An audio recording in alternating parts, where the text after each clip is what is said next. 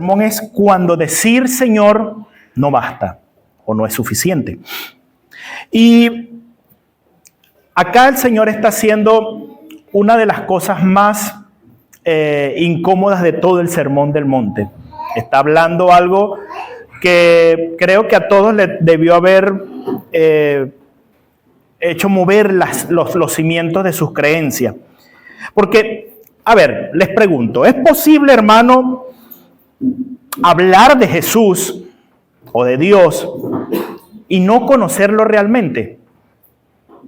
Sí, ¿verdad? Totalmente.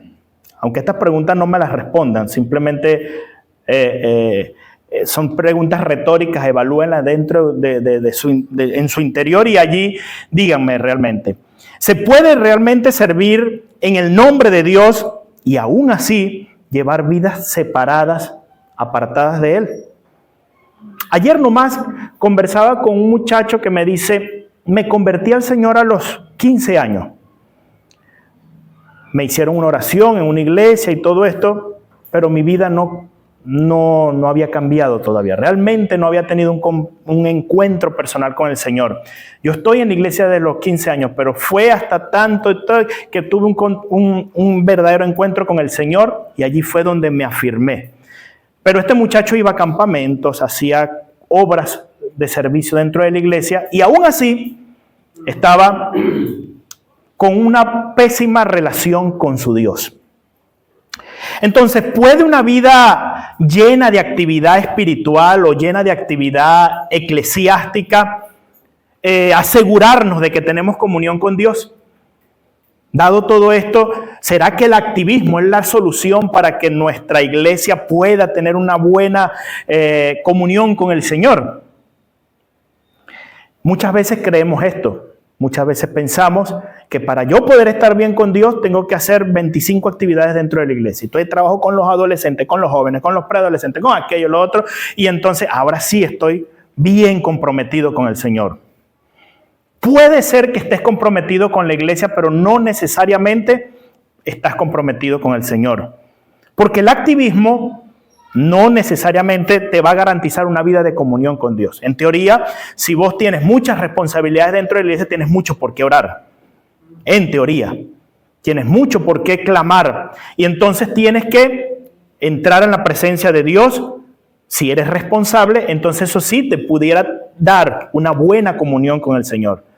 Pero si no estás consciente de esto, es activismo meramente. Terminamos frustrados, cansados, quemados y terminamos en un burnout que nos va a desechar de por vida de la iglesia.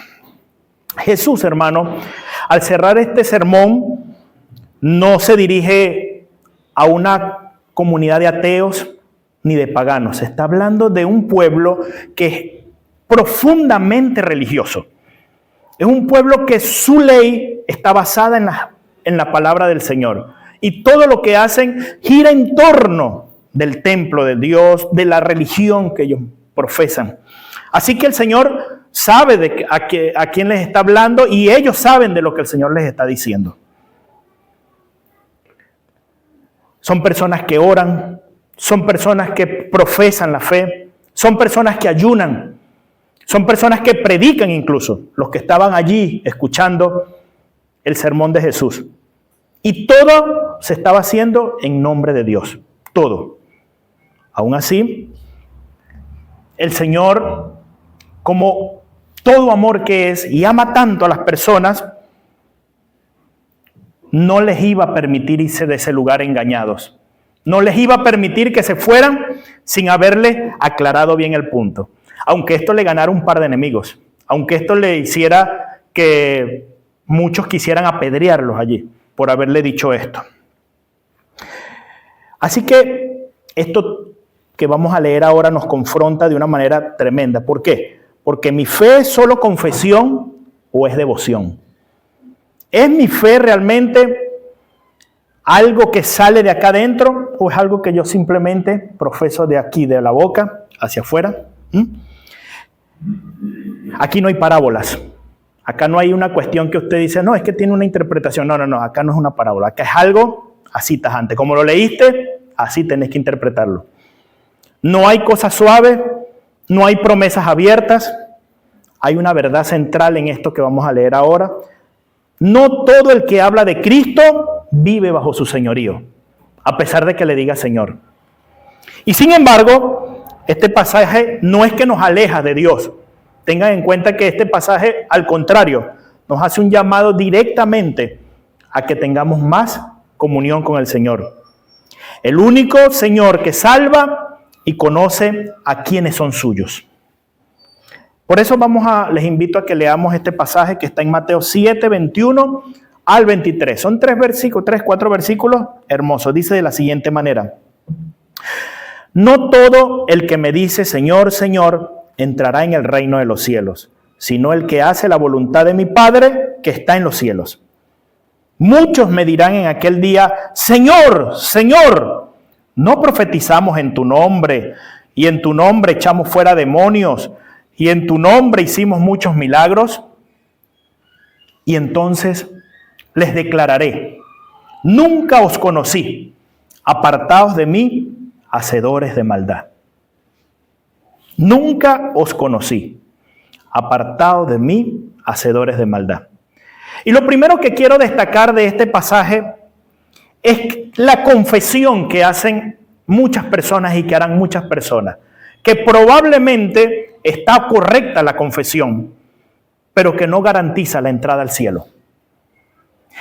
Ustedes seguramente han escuchado acerca de una moda que surgió hace unos 20, 30 años atrás, que es acerca de la oración de fe. Y lo llevan a una campaña y le dicen: repite conmigo, y hacen una confesión donde dice: yo creo. Y hay otros que se van un poquito más allá, dice: escribe mi nombre en el libro de la vida, como que si en ese momento se abrieran todos los libros para empezar a escribir todo. Y así que el cielo es una cuestión donde se abre y se cierran los libros constantemente. No se habla de un plan eterno, no se habla de un propósito que es antes de la fundación del mundo, sino que en ese momento en que llegó a la campaña, abren los libros, sacan un plumón o un fibrón y escriben el nombre. Otros van más allá y dicen: escríbelo con letras de oro. Y hacen esta confesión. Y tiene cierta verdad todo esto, porque si alguien llega y dice: Señor, creo en ti, creo que moriste por mí en la cruz del Calvario y que resucitaste de entre los muertos al tercer día, y lo hace de todo corazón, esa persona es salva. Pero hay muchas personas que incluso los invitan y los empujan y los llevan hasta obligados y dicen: no, repite conmigo. Y después de hacer una oración que no pasa de ser 4 o 5 palabras vacías, porque no los cree acá, entonces le declara y le dice: ya tú eres salvo. Así que vete tranquilo porque ya eres salvo. Y no es así. Entonces, una confesión positiva, buena, incluso apegada a ciertos versículos de la Biblia, no te garantiza la entrada al cielo. Todo aquel que conoce el Evangelio sabe que lo único que abre las puertas del cielo es la fe por pura gracia. Y eso es una fe en que Jesucristo murió y resucitó de entre los muertos. No todo el que me dice Señor, Señor. Y aquí se usa exactamente la misma palabra que se utiliza para Dios.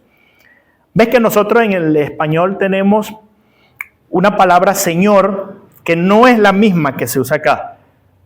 Nosotros: Señor, venga acá, ¿cómo está, Señor? Pero es como que de hablar de alguien que tiene que le merecemos respeto o que le damos respeto, ¿sí? Pero esta palabra que está acá se utiliza para Dios.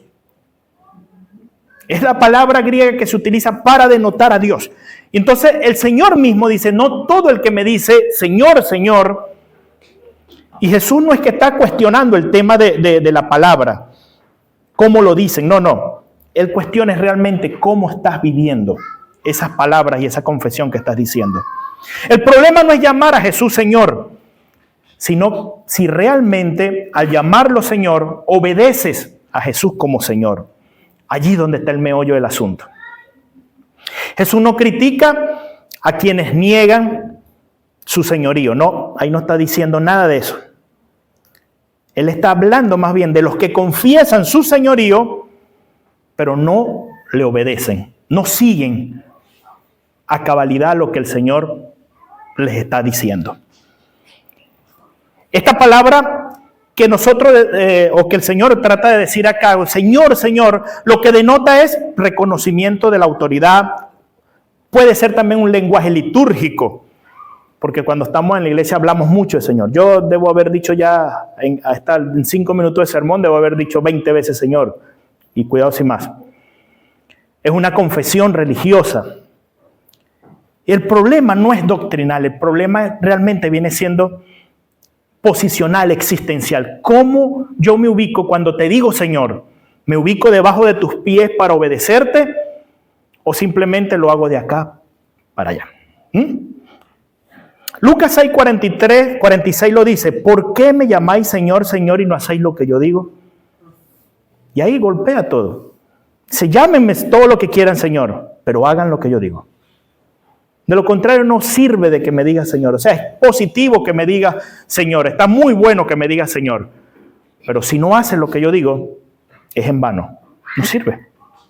Romanos 10:9 dice, si confesares con tu boca que Jesús es el Señor, y luego viene lo que resuelve la ecuación, y creyeres en tu corazón que Dios le levantó de los muertos, entonces serás salvo. Esa es la verdad. Una cosa es creer, y me echaba un chiste una vez, un pastor me decía, no, es que lo que pasa es que creer lo cree en todo el mundo, hasta un ladrón cuando va a robar, cree y le pide a Dios que le ayude a tener un buen día de trabajo. Y él iba más allá y decía, hasta las gallinas cuando se la está robando el ladrón dicen, creo. Y dicen que creen también las gallinas. Todo el mundo dice creer en Dios. Y a veces vamos y evangelizamos. Le dice, ¿usted cree en Dios? Sí. Ah, bueno, listo. Usted cree en Dios, lo dejamos hasta allí. El tema no es solo creer o confesar con la boca, sino que realmente esa confesión se lleve en todo lo que vivimos, en nuestra forma de vivir. Juan 14:15 dice, si me amáis, guardad mis mandamientos. Si me amáis, guardad mis mandamientos. Entonces, el reino, hermano, no se va a heredar, el reino de los cielos no se hereda por una confesión, por una palabra que digamos. Olvidémonos de eso. No enseñemos falsos evangelios tampoco en la calle. Cuando salgamos a evangelizar, no estemos enseñando falsos evangelios. Hablemos lo que corresponde. No son por palabras correctas que se entra al cielo. Se entra por una vida rendida a través de la fe a Jesucristo. Había un padre de la iglesia llamado el Pico de Oro, Juan Crisóstomo se le decía, y él en una de sus sermones de Mateo, de este pasaje, decía justamente, no dijo el que profetiza ni el que hace milagros, sino el que hace la voluntad de mi Padre, porque nada aprovechan los dones si la vida está corrompida. De nada sirve. Y ya hemos visto por montones. Yo creo que los que tienen algunos añitos en el evangelio deben estar hartos de predicadores que hacen muchos milagros, pero sus vidas no son cónsonas a la vida de un verdadero creyente, ¿sí? Y Agustín decía, no basta llamar a Cristo Señor, es necesario vivir de tal manera que no se contradiga con lo que se confiesa con la boca. Lo mismo. Yo puedo decir, Señor, Señor, todo lo que quiera, pero si mi comportamiento, mi vida, incluso dentro de casa, fuera de casa, en mi trabajo, en mi escuela, no se concatena con lo que yo profeso, no basta. Entonces, cuando llamar Señor o decir Señor no es suficiente. En segundo lugar, la actividad espiritual no va a reemplazar jamás la relación con Cristo. Usted puede venir y formar parte de ciertos ministerios dentro de la iglesia y aún así, esto no va a reemplazar la relación con Cristo. Él dice, muchos me dirán en aquel día. Y esto a mí me llena de un asombro y de un terror incluso. No porque yo esté dentro de esto y creo y me gustaría pensar de que todos los que estamos acá estaríamos fuera de esta sentencia. Pero es estremecedor pensar de que no son pocos, sino que dice muchos. Dice la Biblia, muchos me dirán en aquel día, Señor, Señor.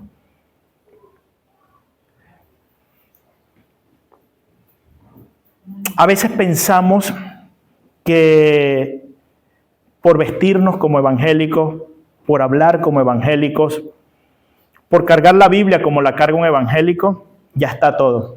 Y resulta ser que no es así nada más. Y no estoy hablando, porque quizás cuando escuchen esto que yo estoy diciendo, pudieran algunos llenarse de algún tipo de temor, de decir, pero es muy difícil, es muy... No lo ven así. Porque cercano está el Señor de aquellos que le quieren buscar. Todo aquel que realmente quiera buscar al Señor lo va a encontrar. El tema es cuando queremos vivir una vida con una máscara encima. Lo veíamos el domingo pasado. El tema es cuando queremos vivir una vida y ponernos una fachada en delante. No dice el que sabe, no dice el que predica, no dice el que profetiza, dice el que hace la voluntad del Señor. Observa que Jesús no niega que las personas hayan hecho, ese no es el problema. Todos nosotros pudimos haber hecho algo y de hecho estamos constantemente haciendo cosas dentro de la iglesia, fuera de la iglesia, por el Señor, entre comillas, por el Señor. El problema está en que confiemos más en las obras que hacemos más que en el mismo Cristo. Allí es donde está el problema. Primera de Corintios 13 nos habla del amor, ¿verdad? Y nos habla de un hombre o de una mujer que incluso entrega su cuerpo para ser quemado. Y él dice, pero si no tiene amor, de nada le vale. Dice, si yo hablase lenguas humanas y angélicas y no tengo amor, vengo a ser como un metal que resuena o como un címbalo que retiñe. Si tuviese profecía y entendiese todos los misterios y toda ciencia, y si tuviese toda la fe, de tal manera que trasladase los montes y no tengo amor, nada soy. Y si repartiese todos mis bienes para dar de comer a los pobres, y si entregase mi cuerpo para ser quemado, y no tengo amor, de nada me sirve. Qué tremendo, ¿ves? Entonces la clave acá está en el amor. Filipenses 3:7 nos dice, pero cuantas cosas eran para mi ganancia, las he estimado como pérdida por amor a Cristo.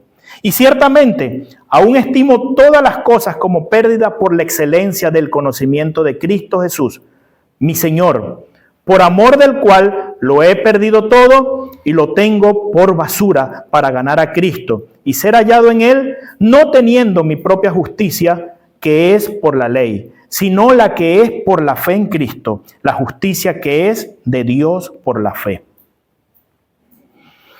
La semana pasada también leíamos este pasaje que voy a leer ahora, donde dice, yo soy la vid verdadera, vosotros los pámpanos, y el que permanece en mí y yo en él, este lleva mucho fruto, porque separados de mí nada podéis hacer. Entonces, hermano, el ministerio puede existir ciertamente sin comunión. Es abismal y es vergonzosa la estadística de los pastores que oran muy poco tiempo al día y que tienen una comunión con el Señor muy, muy pobre. Es demasiado. Pastores, ministros, servidores dentro de la iglesia que pueden pasar horas a la semana haciendo ministerio, pero pocos minutos o casi nada delante del Señor, delante de la comunión con el Señor. Entonces, es como una pérdida de tiempo realmente. Estoy diciendo entonces que todos los que están acá, que están sirviendo y no oran, se vayan. No estoy diciendo esto. Estoy diciendo, o el Señor dice, en este sentido, puedes seguir haciéndolo, pero me interesa más que tengas un acercamiento a mí, que tengamos una comunión más cercana.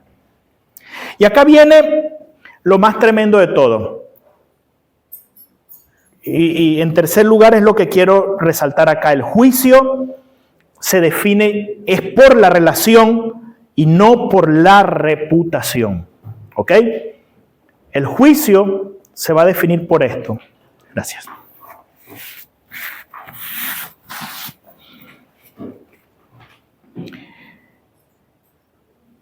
Esta frase a mí me impacta cuando él dice, nunca os conocí. Nunca os conocí. Vean lo siguiente. Acá no estamos hablando de que ya no los conozco. No, ya no te conozco, como dicen algunas personas cuando están peleando, te desconozco. O ya no te conozco para nada. No, acá el Señor no está diciendo eso. Acá el Señor dice algo más tremendo todavía. Dice, nunca te conocí. Nunca te conocí.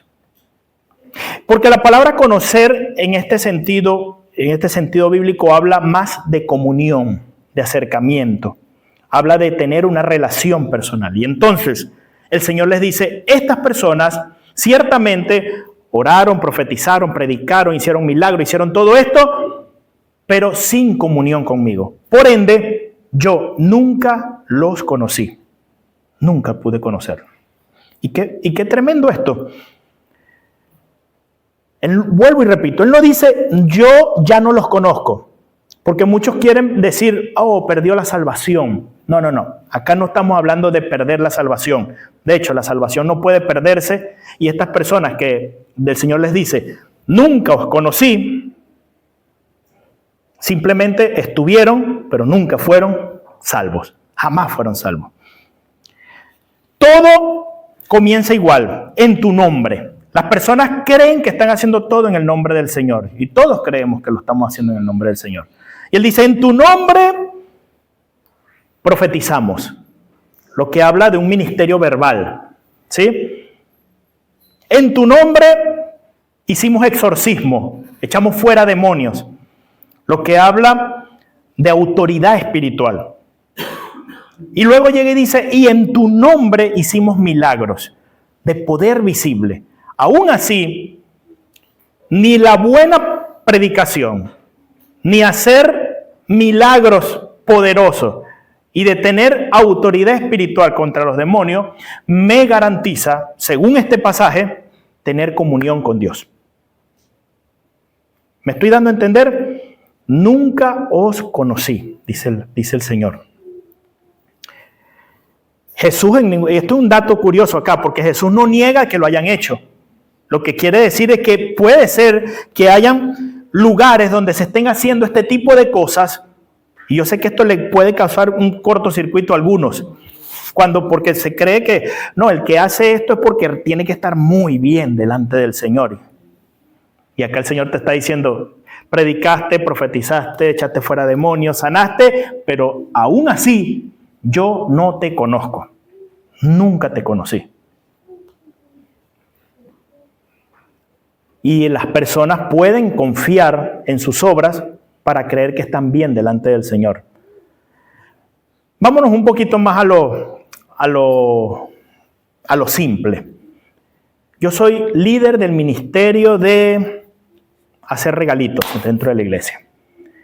Y yo me esfuerzo haciendo regalitos dentro de la iglesia y hago los lacitos y pongo las cajitas y todo eso. Y paso todo el año trabajando haciendo regalitos y cajitas y lacitos y la tarjetita y la cosa. De manera tal que no hay un solo hermano en la iglesia que puede decir que en este año se quedó sin su regalito. Hice un trabajo impecable, prolijo, esforzado. Pero eso no me puede a mí hacer creer que va a reemplazar mi relación con Dios. El tema tampoco me puede hacer creer que por hacer eso, Dios me va a abrir las puertas del cielo, porque entonces estaríamos hablando de una salvación por obras y no por gracia. Entonces nuestra relación con el Señor es irreemplazable. Nuestra comunión con Dios debe ser irreemplazable. Puede ser que si haces los regalitos, puedas dejar de regalar uno o dos por estar delante de la presencia del Señor, y es mejor. ¿Qué te quiero decir con esto? Sabemos que no existe ningún ministerio de regalitos en la iglesia, ¿verdad? Pero como ustedes son inteligentes, todos entendieron y se ubicaron en su ministerio y se ubicaron en su tarima, ¿verdad? Y puede ser que tengas que bajarle dos al asunto del activismo dentro de la iglesia y está perfecto, aunque Robbie se ponga bravo, aunque el pastor pegue el grito al cielo porque ya no quieran venir. Pero si a mí me llega alguien y me dice, pastor, mira, no puedo cumplir esta semana con mi trabajo en el ministerio. ¿Por qué? Porque me voy a meter con el Señor. Necesito orar al Señor.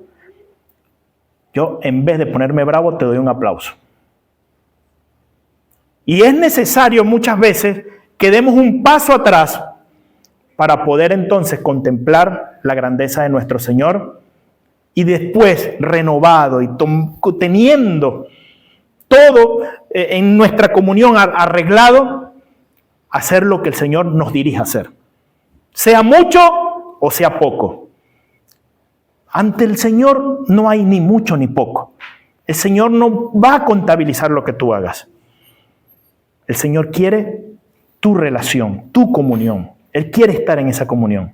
Y nosotros necesitamos esa comunión. El Señor no la necesita, nosotros sí. Nosotros sí.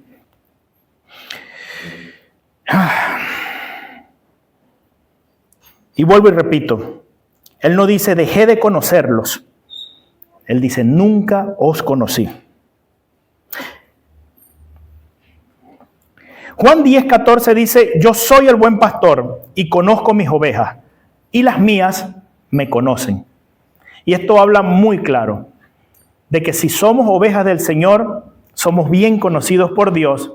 ¿Y por qué somos bien conocidos por Dios? Porque nosotros estamos bien pegaditos al Señor. Y de hecho, la figura que aparece allí dice, las ovejas están en la palma de mi Padre, en la mano de mi Padre, y nadie las arrebatará. Vean qué tan cercano estamos las ovejas del Señor. Estamos justamente en la mano del Padre. No estamos hablando de unas ovejas que vemos allá en el prado, allá lejos. Esas son las ovejas de mi papá. No, están acá. Acá están. Oyen la voz de Dios. La reconocen porque están constantemente oyendo. Y siempre digo esto. Yo estoy seguro que si a mí me tapan los ojos y ponen a 10 mujeres a decir mi nombre, yo sé exactamente cuál es el nombre, la que me llamó, que es mi esposa. Sé exactamente cuál es mi esposa. Porque estoy en una relación íntima con ella. Y nadie me va a engañar con eso.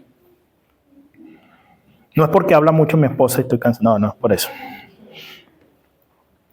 Segunda de Timoteo 2:19 dice, pero el fundamento de Dios está firme. Teniendo este sello, conoce el Señor a los que son suyos y apártese de iniquidad todo aquel que invoca el nombre de Cristo. Y esto es tremendo, porque el Señor vuelve y repite, a los que son de Él siempre los va a conocer. Sus ovejas siempre van a ser conocidas por el Señor. Por el contrario, el Salmo 6:8 dice, apartaos de mí todos los hacedores de iniquidad, porque Jehová ha oído la voz de mi lloro. Entonces, no es cuánto hicimos en su nombre, sino cuánto vivimos delante de Él. Hay un comentario del Nuevo Testamento de Orígenes, y justo en este pasaje dice, quien no hace la voluntad del Padre, aunque invoque el nombre de Jesús, no es contado entre los que le pertenecen, aunque lo invoque. Yo no tengo la manera de poder explicar bien el juicio del gran trono blanco, que es el final de todas las cosas que habla la palabra del Señor. Pero yo me imagino que muchos allá llegarán y empezarán a decir, Señor, Señor, acuérdate de mí. Señor, Señor, estuve en la iglesia tantos años. Señor, Señor. Y allí el Señor dirá, nunca os conocí. Ahí es más fuerte porque dice, apartaos de mí, hacedores de maldad, malditos, al fuego eterno. Nunca los conocí. Y vean lo siguiente, porque acá quiero terminar con esto, quiero exaltar a nuestro Señor Jesús en esto.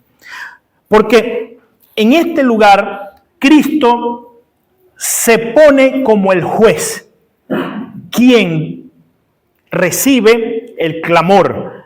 Señor, Señor, en aquel día muchos me dirán. ¿A quién le dirán? A Él. Es decir, Él es el que está recibiendo el clamor. Señor, Señor. Pero al mismo tiempo se pone como Dios, pero al mismo tiempo se pone como el juez. Porque dice, y entonces yo le diré, nunca os conocí. Ahí no está metiendo a nadie más en el asunto. Él se está haciendo cargo de todo. Dice, yo recibo la palabra Señor, Señor, pero al mismo tiempo emito el juicio también. Nunca os conocí.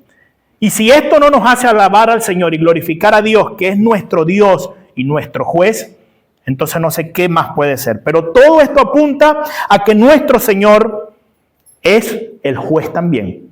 Y Él mismo emitirá el juicio. Él es el centro de todo este juicio. Y por ende es el centro de nuestra salvación. Cristo es nuestra salvación. El que mira a Cristo no puede perderse. El que mira al Señor no puede estar perdido y sin esperanza. De hecho, Él dijo una vez, porque así como se levantó la serpiente en el desierto, así es necesario que se levante el Hijo de Dios. Y me encanta la figura porque en el desierto se levantó la serpiente. ¿Y cuál era la orden? Miren la serpiente. El que mira a aquella serpiente será salvo de la picadura de las serpientes ardientes. Aquel que había sido mordido por la serpiente ardiente estaba sin esperanza, no había antídoto alguno. Y estaban muriendo las personas a diestra y siniestra, pero se levantó una serpiente de bronce y decía, aquel que mire a aquella serpiente se sanará. Y la gente miraba a la serpiente con la esperanza y se sanaban. Se sanaban. Y Cristo más adelante fue el cumplimiento de aquella figura. Se levantó en la cruz del Calvario. Y el mensaje del Evangelio es este: el que mire a Cristo Jesús, allí en su cruz, allí crucificado, pero más adelante, 3 días después, resucitado entre los muertos, no puede perderse jamás. Todo aquel que le mire con fe recibirá la vida eterna. Si hoy miraste a Cristo, o si ya has mirado a Cristo en su cruz, entonces procura una comunión más íntima con Él. Procura una comunión de estar pegadito con Él. No me gustan mucho estas figuras, pero cuando yo era novio de Nelsie, anhelaba muchísimo estar con ella. Todavía, hasta el día de hoy, anhelo andar con ella para todos lados, hasta para el Seven voy con ella. Pero ¿qué pasa? ¿Estamos con Cristo y no queremos estar con Él? No, anhela al Señor con tanta pasión que tu esposo o tu esposa se sientan celosos. Ojalá que los celos de tu esposa o de tu esposo sean porque es que Cristo me está quitando el amor de mi mujer. Ojalá sea eso. Hermanos, entonces vamos a ver un crecimiento y un resurgir de nuestra vida espiritual como nunca antes. Como nunca antes. Él es el Señor que se confiesa como Señor. Él es el juez que en aquel día estará allí de pie emitiendo el veredicto. De hecho, Él es el criterio que define todo lo que es el reino. Él es el único que puede decir, te conozco, eres mío, vente para acá. Siempre pongo este ejemplo. Imagínate que estás en Ezeiza y de repente llega un avión y viene la persona más importante del mundo. Póngale nombre. Se baja del avión y vos estás en Ezeiza ahí, estás tomándote una gaseosa allí porque estás esperando no sé qué. Pero sale de allí, del checkout, y la persona más famosa del mundo te mira y te dice, épale, ¿cómo está la cosa? Y te va y te da la mano. ¿Cómo te sentirías? Enojado. Te sentirías sumamente halagado, ¿verdad? La persona que tanto admiras, que tanto miras y que ves por las redes, viene y te da la mano y te saluda. ¡Wow! ¡Qué tremendo! Pues la persona más importante de todo el universo, ¿te conoce? Esperemos que sí. Pongámonos de pie en esta mañana.